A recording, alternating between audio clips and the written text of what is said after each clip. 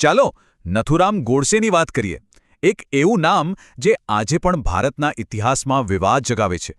એ એક એવો યુવાન હતો જે પોતાને દેશભક્ત માનતો, પોતાની માન્યતાઓ માટે એ મક્કમ હતો.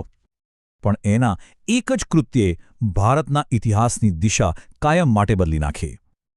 તો આ નથુરામ ગોડસે હતા કોણ?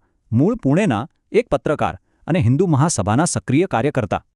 ગોડસેનું માનવું હતું કે ગાંધીજીની નીતિઓથી હિન્દુઓના હિતોને નુકસાન થઈ રહ્યું છે. ખાસ કરીને ભારતના ભાગલા વખતે ગાંધીજીના નિર્ણયોથી એ સખત નારાજ હતો. એને આ પક્ષપાત લાગતો હતો. આનાથી એક મોટો સવાલ ઊભો થાય છે: શું વૈચારિક મતભેદ માટે કોઈની હત્યા કરવી યોગ્ય છે?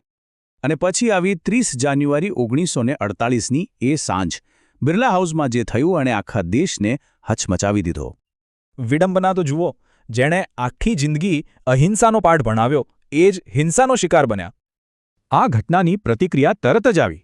આખો દેશ શોકમાં ડૂબી ગયો અને દુનિયાભરમાંથી નિંદા થઈ. હવે વાત કરીએ મુકદ્દમાની.